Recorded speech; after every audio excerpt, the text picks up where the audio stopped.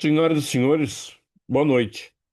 Meu nome é Rafael Natal, sou coronel da Reserva da Aeronáutica, da Força Aérea Brasileira, do quadro de Infantaria da Aeronáutica, e agora sou historiador. De algum tempo atrás, sou historiador militar.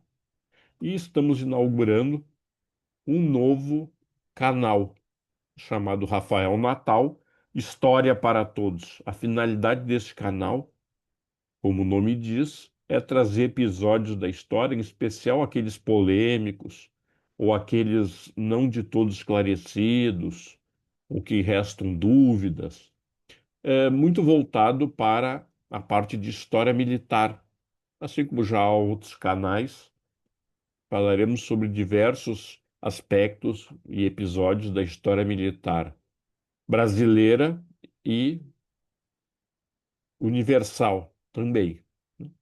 Eu sou membro do Instituto de Geografia e História Militar do Brasil. Eu gostaria de saudar os meus confrades associados, que me dão muito apoio, e sou membro também da Academia de História Militar Terrestre do Brasil. Bem, senhores, como pelo meu sotaque, os senhores já devem ter visto que eu sou natural do Rio Grande do Sul, mas moro atualmente no Rio de Janeiro, ao menos por enquanto. E, senhores, para começar então, a inaugurar esse canal, eu escolhi um, um episódio que é bastante, que é bastante, é, como é que eu poderia dizer? Polêmico. É bastante polêmico. E por esse motivo eu quero então começar a nossa, começar essa nossa,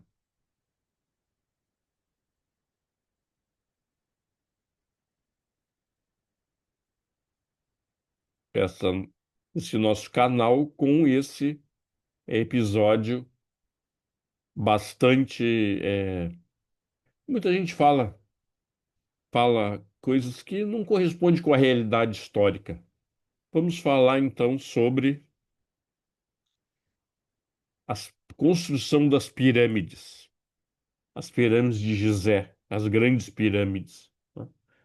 Como elas foram construídas? Esse que é o grande debate. Elas existem, estão lá, mas muita gente fala coisas que não correspondem à realidade científica acerca de como elas foram construídas. E esse, então, é o nosso vídeo inaugural.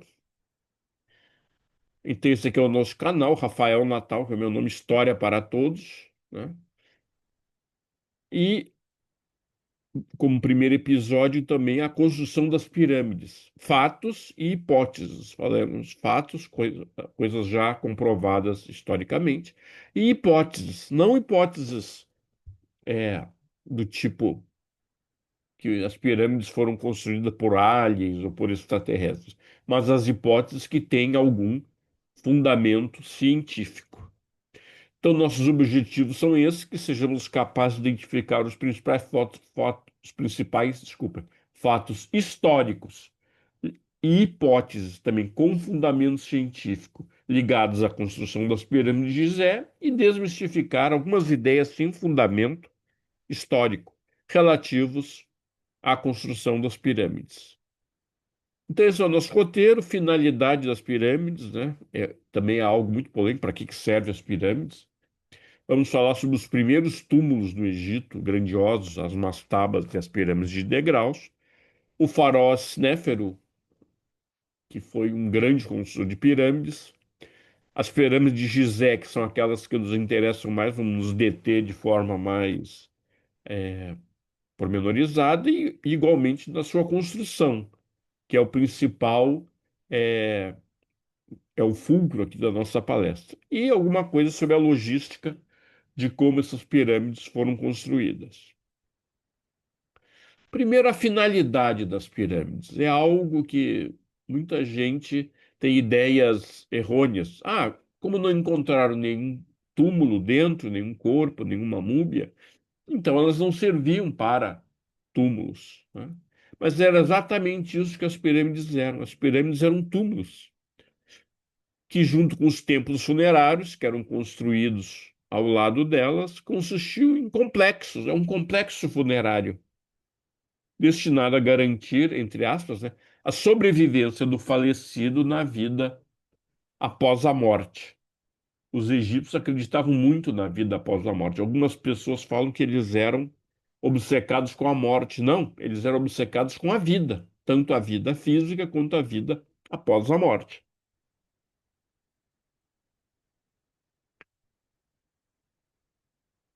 Mastabas e pirâmides de degraus são os primeiros túmulos que foram construídos. Então, no período pré-dinástico do Egito, e nas primeiras duas dinastias do Antigo Império, né? O Egito se divide em Antigo Império, Médio Império e Novo Império. Entre esses períodos, houve os períodos intermediários. E também há o período tardio, né? Entre todos os períodos, houve períodos intermediários. Mas nas primeiras dinastias, os reis e pessoas nobres, os faraós e pessoas nobres, pessoas que tinham muito dinheiro, eram enterrados em túmulos chamados mastabas. Mastaba é uma palavra em árabe que significa banco. Esse túmulo parece um banco, né? Um banco de sentar.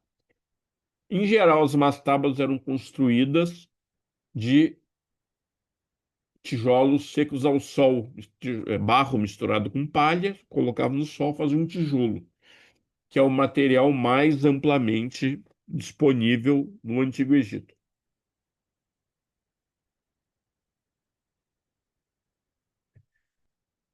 Mas onde ficava o corpo? Ficava ali? Não.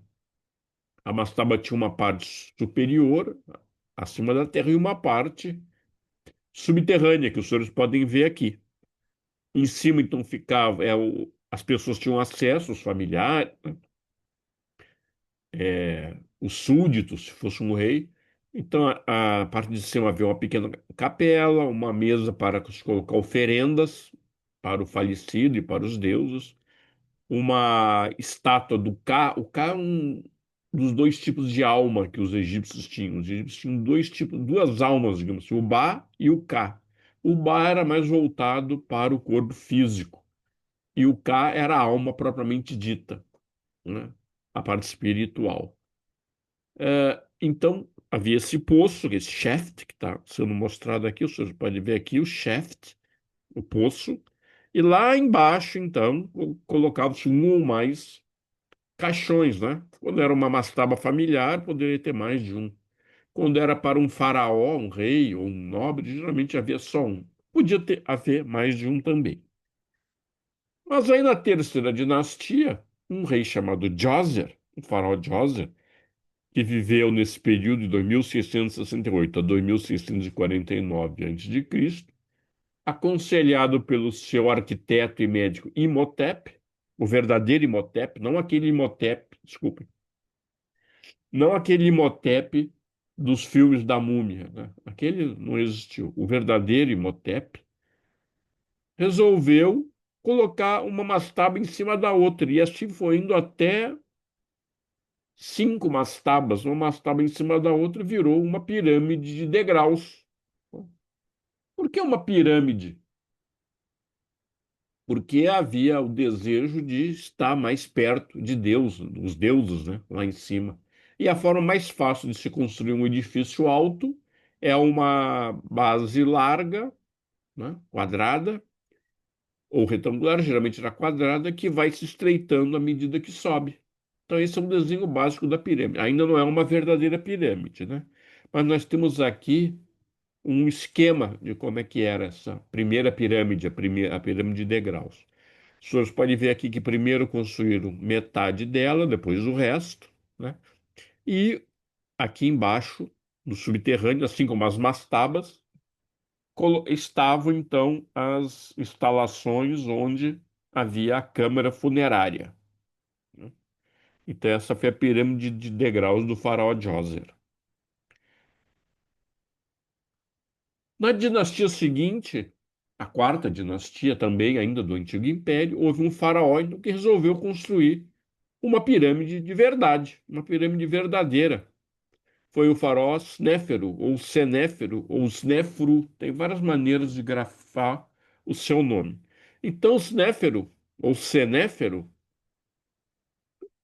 incumbiu seus arquitetos de construir uma pirâmide verdadeira. E ele fez isso como? Por tentativa e erro. Snéfero foi o primeiro rei da quarta dinastia. Primeira pirâmide que ele construiu na região de Meidum, ele construiu primeiro uma pirâmide de degraus, que seria o núcleo, e depois colocaria pedras de calcário em volta até fazer uma pirâmide verdadeira. Mas houve uns erros de cálculo e essa parte de fora então ruiu. E o que o senhor vê aqui embaixo, esse monte de entulho, são as pedras que ruíram. Tinha muito mais entulho, mas muita coisa foi retirada na Idade Média e para a construção de outros prédios, né? Os árabes retiraram. Mas Néfero não se deu por vencido, resolveu construir outra pirâmide e construiu a chamada pirâmide dobrada ou pirâmide torta. A pirâmide tinha um determinado ângulo aqui, né? Mas depois os arquitetos viram que ela não ia se sustentar, ela ia ruir. Então resolveram, para que ela não ruísse, aumentar o ângulo, né? Para diminuir o peso. É menos, aumentando o ângulo, é menos material aqui em cima, menos peso. A pirâmide não ruiu, está lá até hoje, mas também Snéfero não quis essa pirâmide. Ele queria uma pirâmide verdadeira, o que ele conseguiu com a sua terceira pirâmide, na região de. A primeira foi em Meidum, as outras duas foram perto de Saqqara, ao sul de Saqqara. Saqqara era uma região perto de Mênfis e que fica relativamente perto do Cairo atual, né, onde hoje é o Cairo.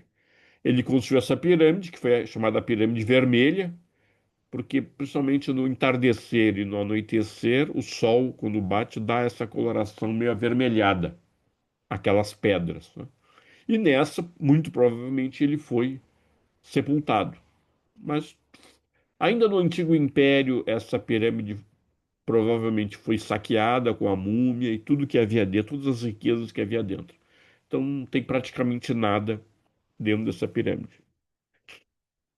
Bem, mas o filho de Snéfero, o faraó Quéops, cujo nome era Cufo, Quéops é grego, Cufo é o antigo idioma egípcio. Vamos falar Cufo, que está mais de acordo com a realidade. Resolveu construir uma pirâmide maior que a do seu pai, uma verdadeira pirâmide. E escolheu para isso a região de Gizé. Gizé é uma região a oeste do Rio Nilo, né? Os túmulos, em geral, com algumas exceções, os túmulos do Egito eram construídos a oeste do Rio Nilo. E também, com algumas exceções, as cidades a leste do Rio Nilo. Então, a oeste do Rio Nilo, perto da capital, Mênfis, e perto do que hoje é o Cairo, ele começou então a construir a sua pirâmide, que é essa da direita aqui, a grande pirâmide de Khufu, ou Quéops, né? Aqui está a pirâmide de Quéops, no meio a pirâmide de um dos seus filhos, Quéfren, e aqui do neto de Khufu, Quéfren ou Cafre, né? E aqui a pirâmide de Miquerinos ou Menkaure, neto de Khufu e filho de Quéfren. O senhor pode reparar que as pirâmides originalmente elas eram muito lisas, cobertas por esse calcário branco, o calcário branco de Tura, que brilhava ao sol, ele era reflexivo. Então a visão que as pessoas tinham era magnífica, né? Essas pedras brancas foram retiradas durante a Idade Média para a construção da cidade do Cairo e outras, Fustat e Cairo, né? E uma coisa interessante que os senhores podem ver, aqui os senhores podem ver, colado aqui nas pirâmides, o templo funerário, né? Eu falei, a pirâmide era túmulo e templo funerário. Era a máquina de ressurreição, para garantir a vida eterna do Ba e do Ka dos faraós. A pirâmide de Cafre aqui tem a esfinge, que é anexa a ela, e um detalhe aqui que naquela época havia, e isso foi recentemente comprovado por escavações arqueológicas, um braço do Rio Nilo que ia até as pirâmides. Esse braço do Rio Nilo deixou de ser feita a manutenção e ele foi engolido pela areia, não existe mais, né? Aqui à esquerda, os senhores podem ver a vila onde moravam os trabalhadores da pirâmide, e esses prédios aqui, parecem cabanas semicirculares aqui, são provavelmente depósitos de grãos, de alimentos para suprir os trabalhadores das pirâmides, né?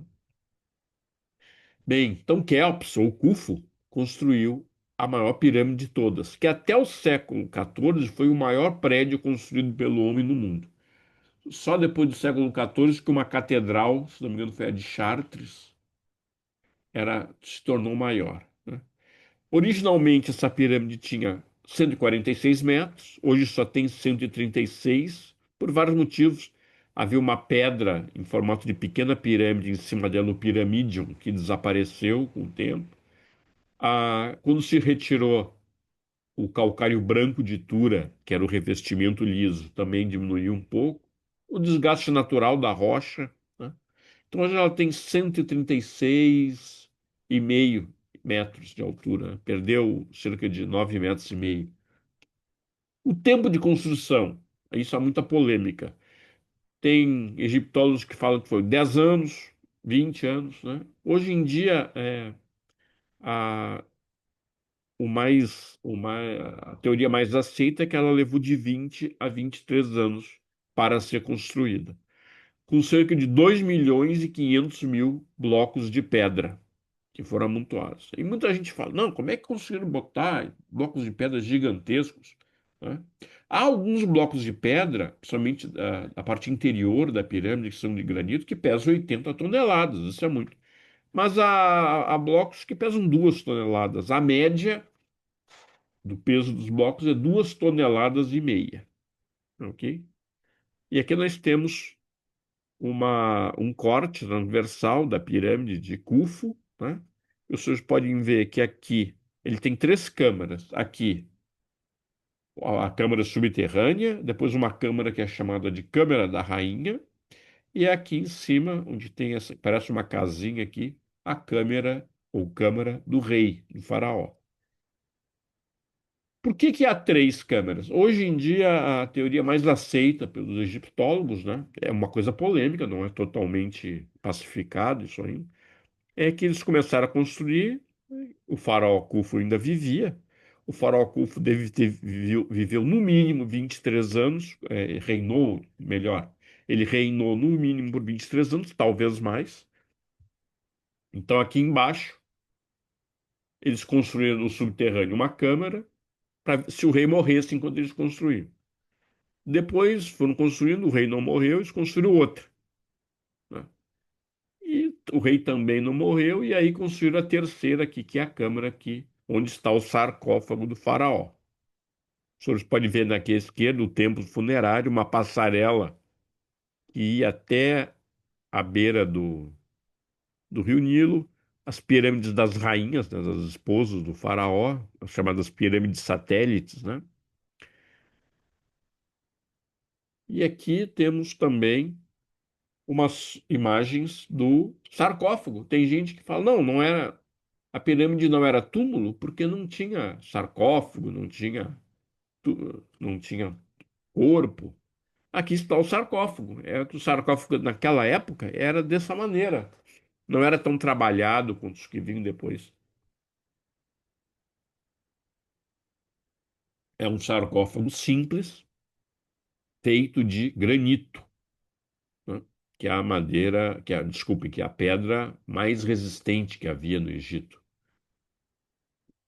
Então, esse corte que nós podemos ver aqui, ó, e aqui também, foi feito provavelmente quando foi roubado da múmia, né? Os ladrões entraram no túmulo, ficaram lá bastante tempo dentro da pirâmide, e como é que eles quebraram isso? Tinha uma tampa aqui muito pesada. Não dava para mexer a tampa, era muito pesada. Então eles colocavam aqui no canto fogo e água, fogo e água, fogo e água, até que o granito fica quebradiço. Então eles quebraram esse canto e colocaram para levantar a tampa duas ou mais toras de madeira, troncos de madeira, e conseguiram levantar a tampa para saquear a múmia e todas as outras riquezas que porventura houvesse. E nada nunca foi encontrado. Mas uma coisa que foi encontrada fora da pirâmide, em 1954, foi o barco de Khufu, né? Em 1954 acharam havia vários fossos, né? Eles escavando acharam um fosso, abriram o fosso que estava coberto com pedras, né? E acharam lá dentro esse barco totalmente desmontado e resolveram montá-lo, né? Foi uma tarefa que demandou 14 anos, com os maiores especialistas em montagem de barcos antigos do Egito. Egípcios mesmo, a maioria foram egípcios mesmo. 14 anos conseguiram montar o barco. Não há certeza se esse barco navegou com o caixão do faraó, com o corpo do faraó, ou se ele era apenas simbólico, mas há alguns indícios que nos levam a crer que ele provavelmente navegou. Ele não era simbólico, ele navegou no Nilo com o corpo do faraó. Bem, foram 14 anos, e depois mais um tempo até construírem esse museu aqui, em cima do fosso onde ele foi achado. Só em 82 esse museu aqui, com temperatura, umidade controlados, foi entregue ao público. Infelizmente, esse barco não está mais aqui. Ele está, o prédio ainda existe, mas o barco não está mais aqui e foi levado para o Grande Museu Egípcio, em Gizé, que até hoje não foi inaugurado. Está para inaugurar há muito tempo. Parece que em 2024 houve uma inauguração, uma soft opening, né? Uma inauguração parcial, e está previsto para ser inaugurado no final de 2025 ou talvez só em 2026. E recentemente, em 2011, acharam também outro fosso com outro barco dentro, do lado aqui, bem próximo. É, Colocaram câmera, viram que tem outro barco desmontado, mas por enquanto decidiram que ele não seria remontado, ele está lá ainda no fosso. Bem, Khufu teve um filho chamado Djedefre, que construiu uma pirâmide em outro lugar, mas morreu provavelmente sem deixar descendência. Então, o que aconteceu? É, Khafre, ou Khafre, seu irmão, assumiu o trono. Aqui está uma imagem de Khafre, do faraó Khafre, um dos filhos de Khufu, né, de Quéops. Ele construiu uma pirâmide um pouco menor que a do pai dele. Quem olha de longe parece que essa é mais alta, mas é porque ela está num terreno mais elevado. Na verdade, ela é menor. A esfinge aqui foi construída, não, era um bloco de pedra que foi esculpido, né, e reforçado com outras pedras, que a maioria dos egiptólogos fala que é o rosto do faraó Khafre. E um detalhe da pirâmide de Khafre é que no topo dela ainda tem os restos do revestimento original do calcário branco de Tura, aquele calcário liso. A ação do tempo fez com que ele não se tornasse mais branco, está escuro agora, mas originalmente ele era branco. E o filho de Cafre, Menkaure, construiu também uma pirâmide bem menor, né? Aqui está o rosto de Menkaure. Tem muitas estátuas magníficas de Menkaure ao redor, foram descobertas as escavações ao redor da pirâmide. E uma curiosidade dessa pirâmide é que ela é a única das três que na parte externa não tem só calcário, mas embaixo essas pedras mais claras são de granito também. As outras pirâmides têm granito, sim, mas na parte interna. A pirâmide de Menkaure é a única que tem granito na parte externa. Mas como é que essas pirâmides foram construídas? Essa é uma das grandes é, polêmicas, né?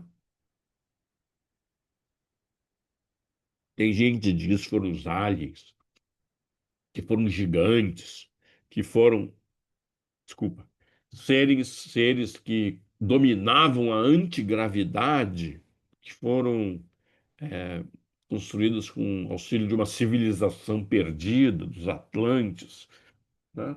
Teorias que não têm nenhum tipo de confirmação científica ou de fundamentação científica. Nós vamos falar agora alguns fatos e algumas hipóteses, mas ambos têm fundamentação científica, ok? Bem, uma ideia errada da construção das pirâmides é que elas foram construídas trazendo-se pedras gigantescas de muito longe. Na verdade, a maior parte das pedras de calcário foram tiradas de pedreiras próximas às pirâmides. Aqui à esquerda, nós estamos vendo ali a pirâmide de Khufu e bem pertinho dela a pedreira de onde os blocos foram extraídos. Aqui é bem próximo, dá para ver a pirâmide. A pirâmide de Menkaure, aqui, ou de Miquerinos, também foi essa pedreira aqui próximo. Depois, bem mais tarde, construíram alguns prédios aqui, provavelmente são do período árabe, né? Mas aqui era uma pedreira também, e está lá próximo. Então não foram construídas com pedras gigantescas tiradas de muito longe, né? Como eu já falei, a média do peso das pedras das pirâmides, da grande pirâmide, de 2,5 toneladas, certo? Então vamos mais à frente. Havia sim alguns tipos de pedra que tinham que ser trazidos de longe, né? Por exemplo, o calcário branco de Tura é dessa região aqui. Não é muito longe das pirâmides, é só cruzar o Nilo, navegar um pouco mais para o sul, e havia a localidade de Tura, onde havia uma mina de calcário branco, que ainda existe. Não sei se ela é explorada comercialmente, mas ela ainda existe e pode ser visitada. Aquele calcário bem branco que fazia as pirâmides ser um espetáculo que todo mundo dizia, todos os povos da antiguidade diziam que era uma beleza ver as pirâmides brilhando de longe, né? E o granito, esse sim, esse veio de muito longe, de Assuã, que é no sul do Egito. O único lugar do Egito que tem granito é Assuã, né? Então tinha que ser transportado. E como ele era transportado? Em barcas, barcaças muito grandes, né, e largas. Então se colocava aqui. Tem outras figuras que mostram obeliscos gigantescos sendo transportados nas barcaças. Era só descer o Rio Nilo até chegar em Gizé. Como eu já mostrei, tinha um portinho, um, uma, um braço do rio, né, que ia até bem pertinho das pirâmides. E lá elas pedras eram desembarcadas, né? E aqui a barcaça está levando colunas em forma de folha de papiro, né, bem pesadas, e está levando outras coisas também, pessoas, animais. Ali parece a cabeça de um bezerro ou de um carneiro, ânforas com gêneros, pode ser óleo, vinho, gêneros alimentícios, de toda sorte de mercadorias que navegavam, além das pedras, né? A principal estrada do Egito era o Rio Nilo. Não havia estradas como nós a conhecemos hoje. Desculpe, quase todo o transporte era feito por meio do Rio Nilo. Mas aí tinha outro problema. O transporte, desculpem, tinha que quando chegava no porto ou naquelas pedreiras que eram próximas às pirâmides, tinha que se transportar as pedras até a pirâmide propriamente dita. E como isso era feito? Aqui nós temos um baixo relevo que foi feito que foi achado no túmulo de um nobre que mostrava como isso era feito, né? Pegava-se um trenó de madeira grande, né, com esquis largos no trenó, colocava-se a pedra em cima, amarrava-se bem a pedra com cordas de fibra de palmeira e uma grande quantidade de operários puxava. Para os senhores terem uma ideia, essa estátua, que está aqui representada, pesava 58 toneladas. E para transportar isso, havia uma força de 172 homens para transportar 58 toneladas. A maior pedra das pirâmides tem 80, então 200 homens ou 300 homens poderiam transportar facilmente. E um detalhe aqui é que sempre tinha um operário aqui na frente do trenó para jogar água na frente do trenó. Por que a água? A água faz com que a areia fique mais firme, né? A areia molhada é mais firme que a areia seca. E também para lubrificar o transporte, para lubrificar os esquis do trenó quando passavam pela areia. Ficava mais fácil, mais rápido, né? É, E o senhor pode me perguntar, por que que não levavam a carroça com rodas? Por dois motivos. Primeiro, nessa época que os egípcios nem conheciam ainda a roda, eles vieram a conhecer a roda depois. E mesmo que eles conhecessem a roda iria afundar na areia fofa, né? Então o esqui era muito mais confiável, né? Para deslizar sobre a areia. E aqui os senhores podem, e isso pode ver como é que foi. É um documento que mostra como foram transportadas as pedras, né? E aqui tem um modelo em escala pequena, né? Que dá para ver como é um trenó de madeira com esquis bem largos, né? A pedra já cortada, já alisada, né? Pronta para ser colocada na pirâmide e presa com cordas aqui, couro, né? Com protetores de couro e essas cavilhas de madeira também que faziam com que a pedra ficasse bem firme no trenó. Bom, mas aí tinha um outro problema que esse é o mais polêmico de todos, né? Como as pedras eram transportadas do solo até o alto das pirâmides, até as paredes das pirâmides, né? Um egiptólogo norte-americano, o Dr. Mark Lerner, que está há cerca de 40 anos pesquisando as pirâmides, a construção das pirâmides, escreveu um livro muito interessante sobre isso. Inclusive, ele ficou tanto tempo lá que a esposa dele é egípcia também. Ele fala que foram através de rampas, né, e mostra e dá vários exemplos de rampas, né? Aqui tem uma rampa longa, uma rampa única larga, uma rampa única mais estreita, outra rampa aqui, uma rampa em forma de caracol, uma rampa em forma de zigue-zague, outra aqui mista, única com caracol, rampas múltiplas aqui, né? Então, foram transportados através de rampas, né? Recentes pesquisas feitas por egípcios disseram que se podia levar, os egípcios levavam pedras nas pirâmides com rampas de até 20 graus, o que é bastante íngreme, uma rampa de 20 graus, né?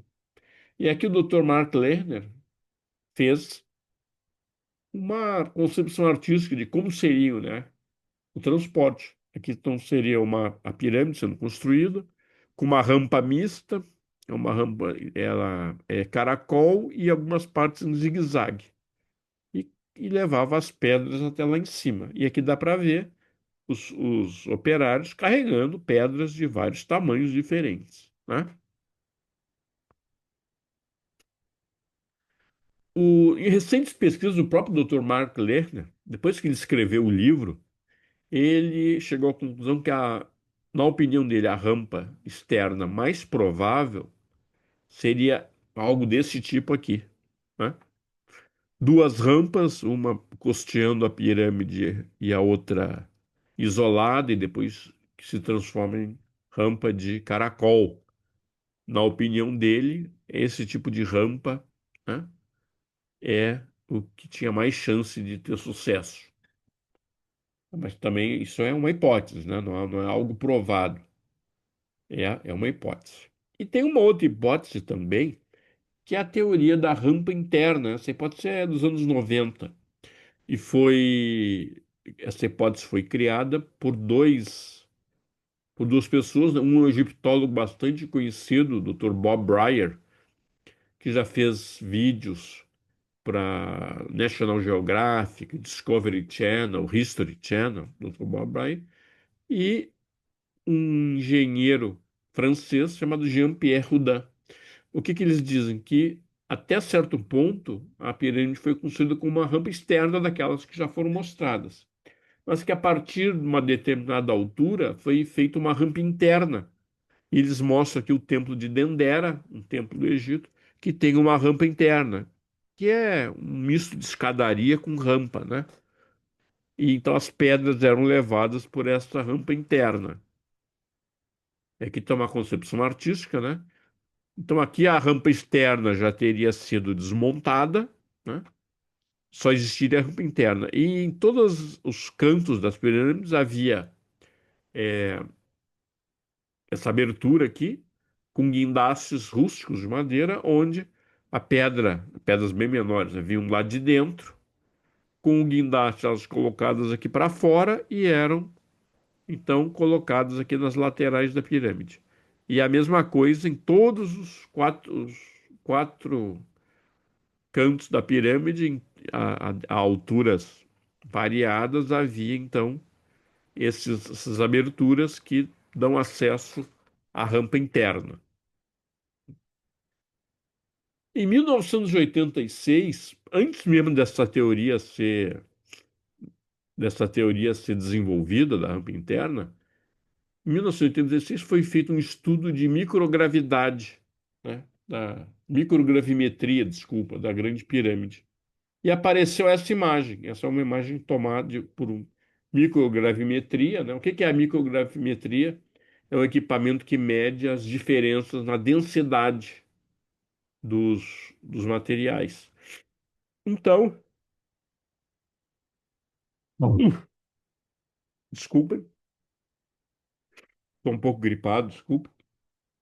Então, vocês podem ver que aqui, essas áreas de menor densidade têm a forma de uma espiral, seria uma rampa interna em espiral. Isso não é algo definitivo também, é uma hipótese, uma teoria, né? Mas essa seria a primeira prova empírica da existência dessa rampa interna, né? E a logística, como fazer para trazer os materiais e principalmente alimentar e recrutar a força de trabalho. Heródoto falou que as pirâmides levaram 20 anos para ser feitas por 100 mil homens, mas provavelmente não eram 100 mil homens a todo tempo. Hoje, a maioria dos egiptólogos estabeleceu esse número aí de 25 a 30 mil homens em cada época, né? No entorno das pirâmides foram descobertos, principalmente pelo Dr. Mark Lerner, mas também por outros egiptólogos, alojamentos, né, casas, oficinas, também, onde se trabalhava, alisava as pedras, fazia-se outras coisas. Depósitos de alimentos, eu já mostrei para os senhores, né, de grãos, de trigo, cevada. E o mais importante para o egípcio, padarias e cervejarias, né, porque a dieta básica do egípcio pobre era pão e cerveja. Eles não viviam sem pão e cerveja. E uma cebola, geralmente, para acompanhar. Mas também foram achados bem recentemente por escavações, sinais de abate maciço de bois, né? Carne bovina na região dos pirâmides suficiente. Tinha tantos ossos que fizeram uma conta lá que eram suficientes para alimentar 10 mil pessoas por 11 anos. Lembre-se disso, que nós vamos falar daqui a pouquinho. Então, uma teoria antiga que dizia que a pirâmide foi construída por escravos. Isso já foi totalmente não, mas substancialmente desmentido, né? Eram recrutados homens livres de todo o Egito. E a construção das pirâmides era um projeto nacional, algo como o serviço militar, né? O faraó convocava, o pessoal ia, né? A maior parte do trabalho era executado na época das cheias do Nilo, porque lá no Egito Antigo havia três estações. A cheia, que era nos meses mais ou menos de junho, julho, agosto, setembro, o Nilo estava cheio, as cheias, né? Quando o Nilo baixava, lá por outubro, eles começavam a semear e depois colhiam. Então, os operários estariam livres, né, não precisavam trabalhar na agricultura, no período das cheias, junho, julho, agosto, setembro, que é a época mais quente. Então, os operários trabalhavam na época mais quente, né? E isso aqui é muito importante para mostrar que eles não eram escravos. Os trabalhadores recebiam boa moradia e boa alimentação. Os senhores lembram que eu falei que acharam uma quantidade imensa de ossos de carne bovina? A carne bovina no Egito era muito cara. Pessoas do povo, assim, gente mais simples, não dificilmente comia carne bovina, a não sendo uma festa, um dia especial. Então, uma das maiores provas que eles não eram escravos é que eles recebiam, os operários das pirâmides, grandes quantidades de carne bovina, o que é, mostra que eles não eram escravos. Jamais escravos se alimentavam com uma carne tão cara no Egito, né? Era o que eles comiam, além da carne, do pão e da cerveja? Peixes também em grande quantidade, cebola também, que era o acompanhamento de quase tudo no Egito, era cebola. Eles eram pagos também em peças de linho para fazer roupas, né? A única coisa que tinha no Nilo para fazer roupas era o linho, né? Bem, senhores, estamos chegando ao final do nosso vídeo. Então, descobrimos para que serviam as pirâmides, né? Vimos como é que eram os primeiros túmulos, as mastabas e as pirâmides de degraus, o faraó Snéfero, que foi o grande construtor de três pirâmides, né? Enfim, conseguiu construir uma pirâmide verdadeira. As pirâmides de Gizé, as três grandes pirâmides dos grandes faraós da quarta dinastia. Vimos fatos e hipóteses acerca de como elas foram construídas e, finalmente, a logística da força de trabalho, principalmente. E tenho certeza que atingimos os nossos objetivos, né? Principalmente o de desmistificar as ideias sem fundamentos históricos, né? A pirâmide não foi construída por aliens, nem por extraterrestres, nem por uma civilização perdida. Foram construídas pelos egípcios com muito sangue, suor e lágrimas, né? Em honra ao faraó deles. Era um projeto nacional. Então, senhores, meu nome é Rafael Natal. Esse é meu WhatsApp, meu e-mail. Se os senhores quiserem entrar em contato comigo, podem entrar sem problema algum. Também deixe o seu like, é muito importante para o canal está começando. Deixe o seu like, é, ative o sininho das notificações, se inscrevam no canal, também é muito importante. Por enquanto ainda não é possível ser membro, mas no futuro isso será possível.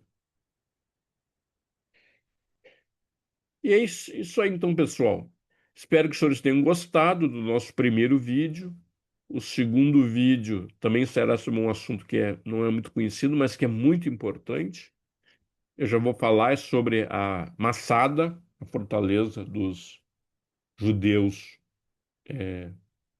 perto do Mar Morto, um episódio muito interessante.